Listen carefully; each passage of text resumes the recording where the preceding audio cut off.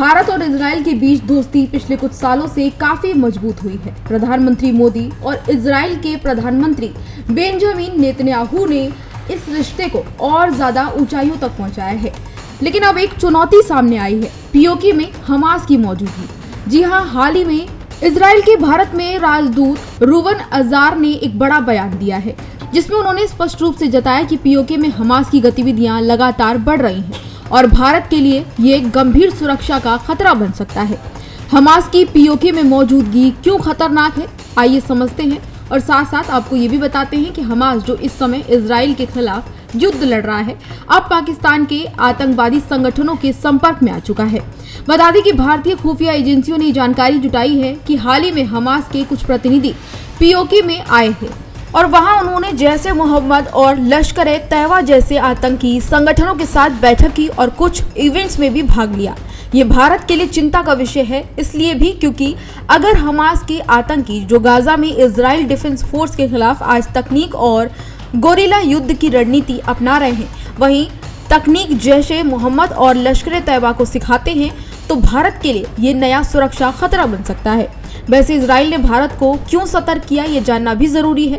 दरअसल इजराइल लंबे समय से आतंकवाद के खिलाफ लड़ाई लड़ रहा है और उसने दुनिया भर में आतंकी नेटवर्क्स की गतिविधियों पर नजर रखी हुई है। इजराइल के एम्बेसडर रुवन अजार के अनुसार दुनिया के अलग अलग आतंकी संगठन अब नेटवर्क बनाकर काम कर रहे हैं और एक दूसरे को सपोर्ट भी कर रहे हैं। उनका कहना है कि अगर पीओके में हमास की गतिविधियां बढ़ती हैं तो ये भारत के लिए खतरे की घंटी होगी। इजराइल को इस बात की चिंता है कि अगर जैश-ए-मोहम्मद और लश्कर-ए-तैयबा को हमास से नई टेक्नोलॉजी और रणनीति सीखने का मौका मिलता है तो वे भारत में बड़े हमले की कोशिश कर सकते हैं।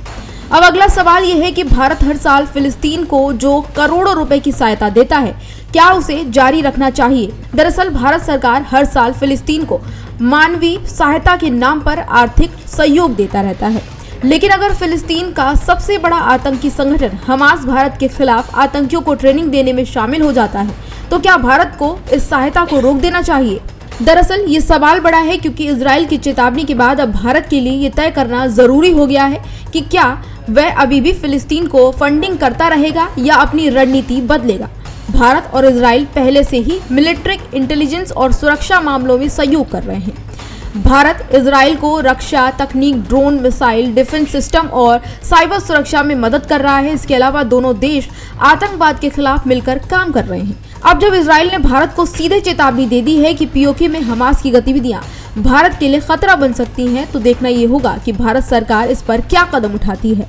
खैर कुछ भी हो, इजराइल ने भारत को साफ शब्दों में चेतावनी दे दी है कि पीओके हमास की मौजूदगी भारत में गंभीर सुरक्षा का खतरा बन सकती है। अब ये भारत सरकार को तय करना होगा कि वह अभी भी फिलिस्तीन को करोड़ों रुपए की आर्थिक सहायता देता रहेगा या अपनी रणनीति को बदलेगा। आपको क्या लगता है कि भारत को फिलिस्तीन की फंडिंग बंद कर देनी चाहिए या नहीं? हमें कमेंट बॉक्स में बताएं। इसी तरह की तमाम और जानकारियों के लिए देखते रहिए भारत एक्सप्रेस।